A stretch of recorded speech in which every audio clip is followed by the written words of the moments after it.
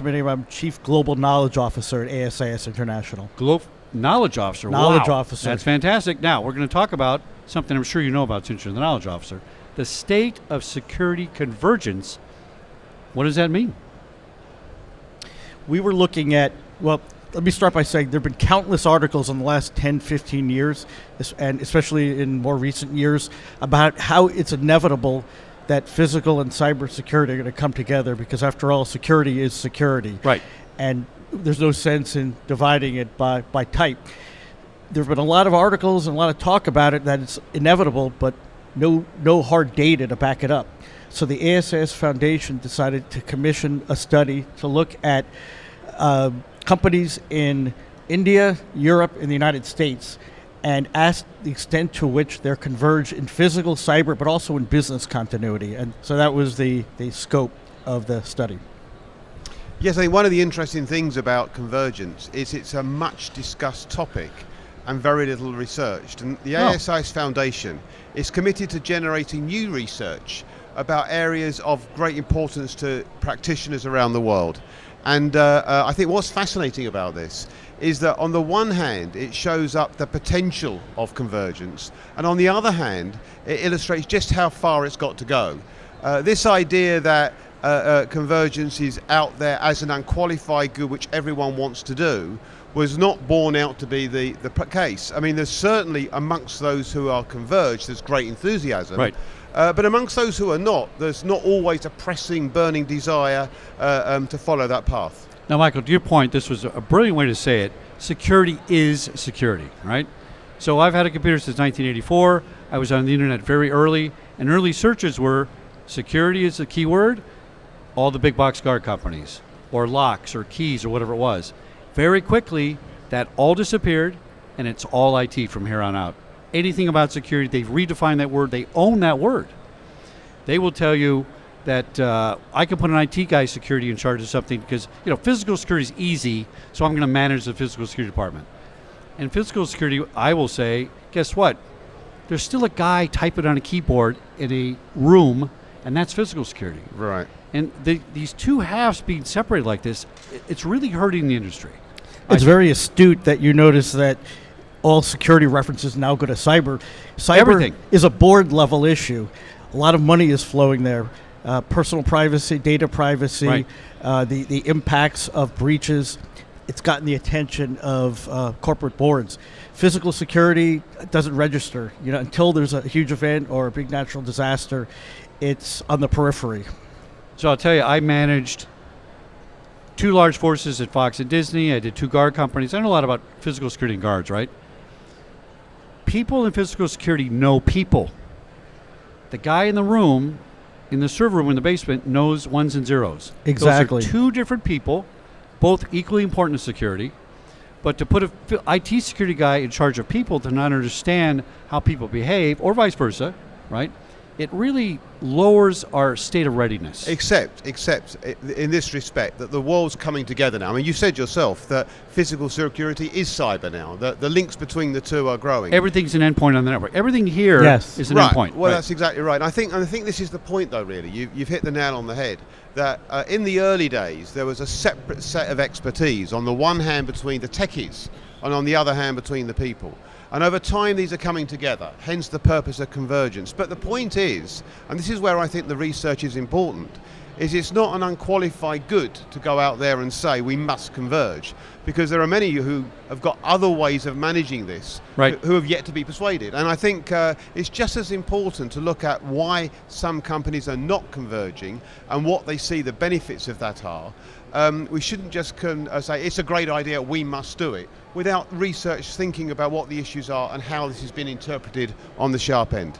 So I got a theory on that. So I managed I know I hired about 4,000 guards, personally interviewed them, managed 6,000 guards. A guard will leave company A to go to company B for less money if he's treated better, right? And this is the secret to maintaining your guard staff.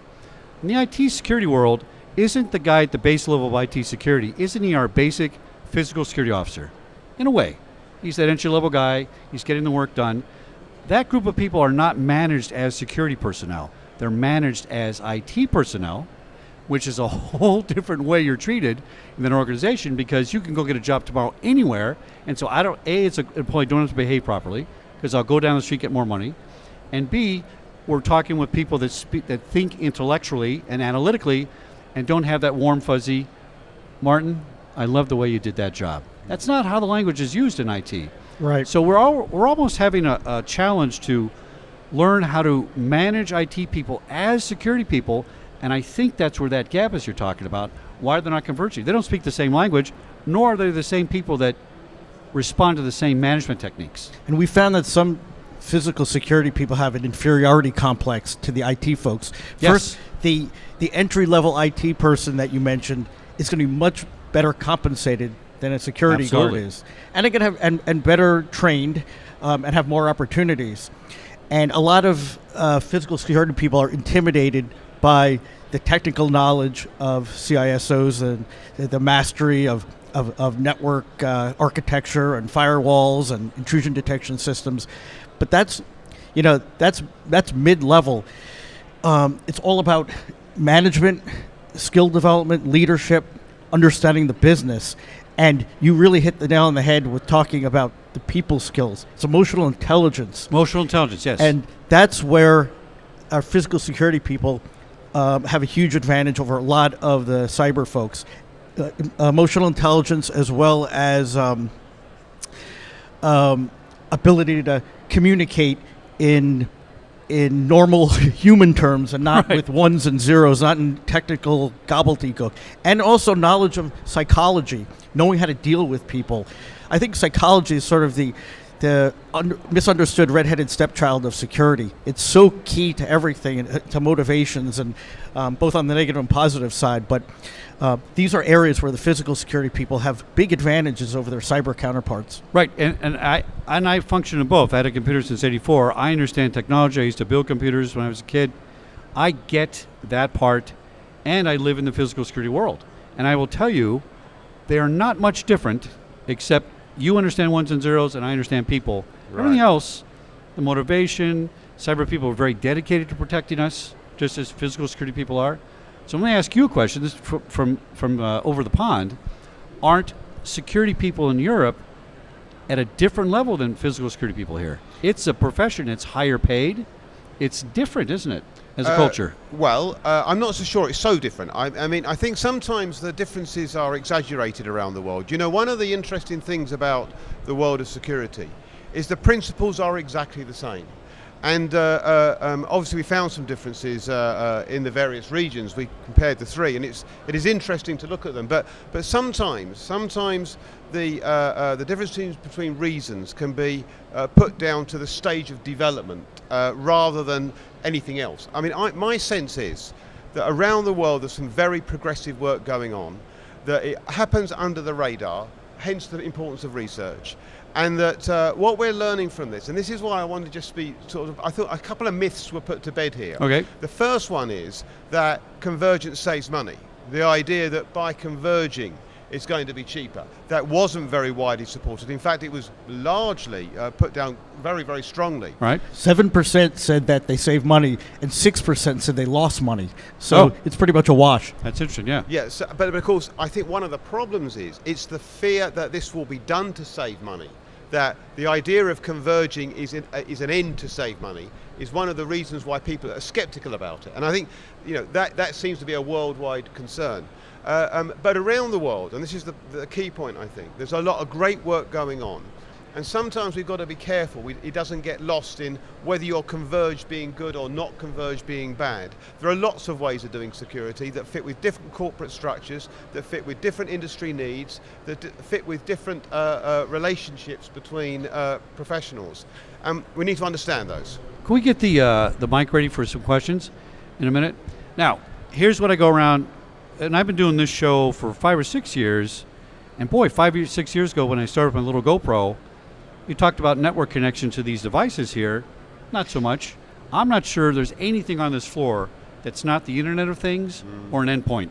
Uh-huh. And in case you don't know what that means, it basically it's connected to the Internet, right?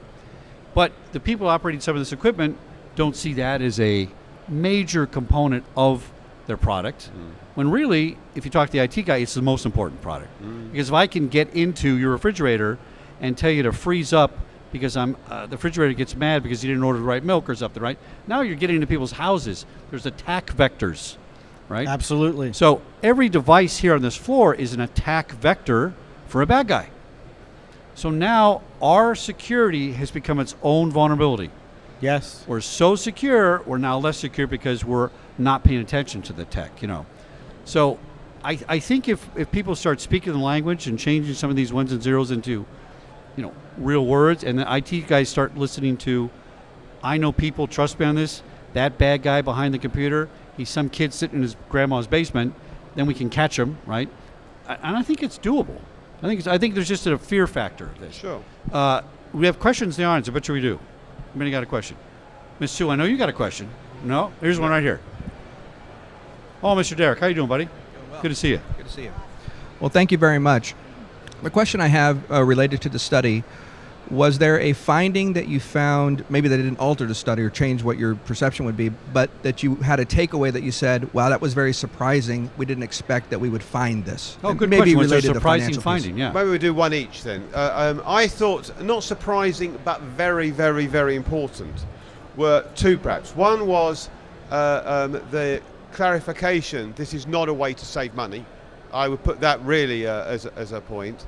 And I think the second point was that not everybody who wasn't converged aspired to do it because they saw it as a good thing, that there are lots of good ways of doing security. So maybe not surprising, but ones I'd want to highlight.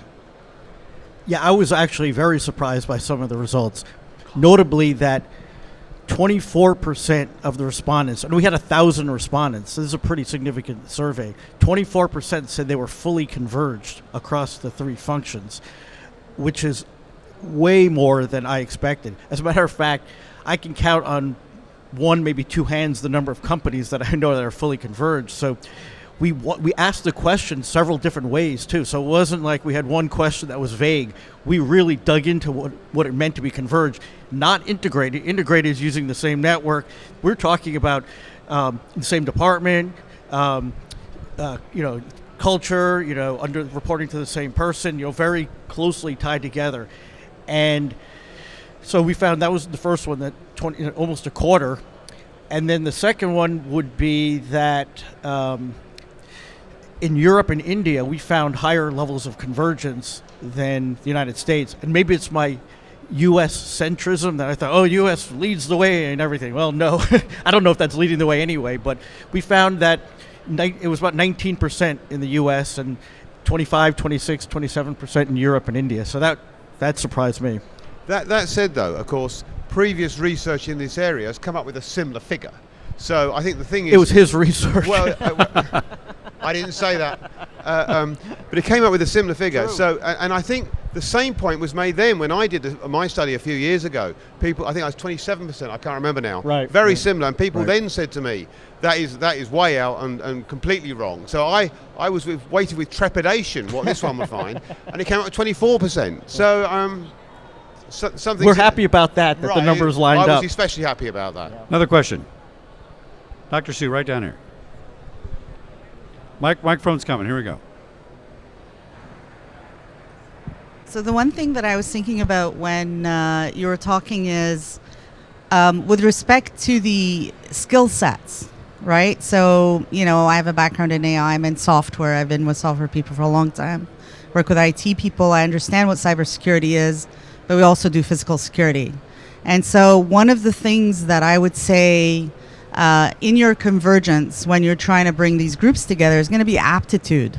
So the IT guy has a very different aptitude in terms of skill set and knowledge and maybe personality or whatever to do the job that he or she does really well.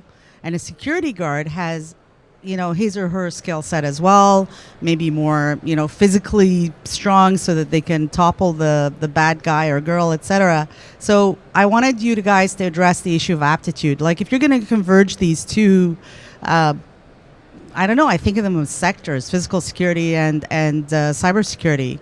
How do you address the aptitude? Can I take that one first? Do you want to take it? I want to take one first. Sure. We'll talk about. Sure. So here, Here's what I think about that, Dr. Sue. My mother didn't raise any dumb kids, but I'm no genius, right? But in 1984, I said, what's that? It's called a personal computer. Oh, I want one of those. I've taught myself all this stuff. I know more than most entry-level IT people or mid-level IT people. When I call the help desk, I tell them how to fix things, all right? I couldn't tell you how to code. I don't know what a 1 and a 0 is, but I get it, right? I gave my guards BlackBerrys back in the late 90s. They learned it, right? So think about this. Back in that time, maybe 20% of my guard force had phones. Now it's, you probably know, it's got to be 70, 80%, right? At least, And, yeah. and what are they using? It's a smartphone, and they're getting it, right? They're using it. What we didn't do in the business is take the 1 million guards that were sitting around doing physical security for 50 years and say, let's start sliding them over to IT. Let's give them some basic skills. Let's get Windows NT in here, and let's start using email, which I did at my guard forces as well. They wrote their logs through email, right? So had we done that, we wouldn't have a 2 million person shortage in IT security. We'd be converged already because that guard force became our IT people. Now, to your point, yes, my son's a math whiz. That's a different sort of guy. But I believe in my heart, knowing working with thousands of guards, that we can slide that over, and maybe they're not going to be the security programmer, but they might be the desktop guy, right? Yeah, so it's a great point, but everybody has a different skill set in life, right? And I think if we start doing that, we might get a little closer. Yeah, no, I think you hit on a good point, but cross-training is really the key here, and creating the trusted relationships. Frankly, a lot of security guards would be terrified to learn basics of cyber, and you know, there's sometimes antagonism between the two groups, and you have to create a culture where that's not tolerated, and that's not easy to do. It may take some iterations of bringing in new staff, and you know, you definitely don't want the stereotypical, you know, security guard. You want someone. You might want to take someone out of, you know, analysis or fraud detection or some other area and put them in that role where they've got a little better understanding. And the cyber folks need to learn from the physical security folks. I mean, it makes much more sense to have, even at the level of monitoring, someone monitoring alarms or incidents, also doing, you know, watching for cyber threats. I mean, where it makes sense. So it's creating that culture, and that culture also starts from the top and not tolerating divisions or antagonism. Yeah, notwithstanding how important aptitude is, I would say that the most fundamental thing is leadership believing in it, backing this from the top, setting the expectation, preparing to engage with senior managers so that this becomes a reality.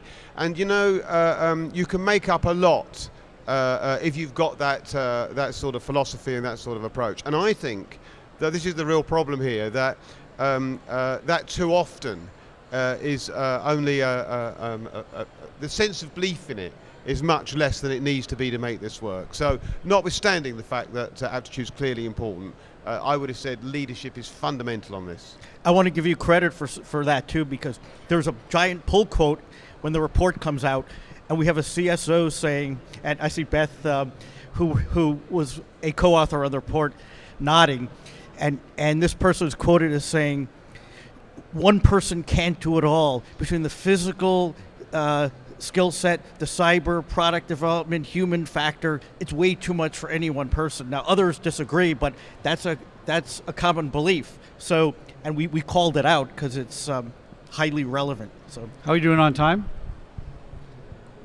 Is our time up? Should we do one more question? It's a good topic. Okay. One more question, maybe. Right here in front. We could talk about this all day. it's a great topic. Just wondering, when I was preparing for this, one of the things I was expecting to hear a bit more about was the involvement of business continuity in the discussion on convergence. So I expect you have some interesting results in that sphere as well. So the question was about business continuity. That's a good one. It's a very good one. Well, actually, Michael, do you want to summarize it on behalf of us both? Because, Sure. Business continuity is much more likely to be integrated with either physical or cyber than physical or cyber to be integrated together, and that kind of makes sense. But we also found out that business continuity itself isn't necessarily converged, because you have IT doing business continuity on their systems, and then you have physical people on on the physical plants. So we need to dig in more on that. But really, we think the key here is business continuity. That's the sort of thing that the thread that pulls them together, and we're still working a little bit at cross purposes. You've got the IT response team, preparation response team, and you got the physical response team. They're still not necessarily working together, so I think you hit on something important there. Fantastic conversation. The State of Security Convergence here at ASIS International, GSX 2019, live from Chicago. Chuck Carroll, Security Guy TV, and ASISTV.org. Fellas, thanks for coming on. Brilliant stuff. Thank you. Look for that report soon. Back in a minute here, live from Chicago.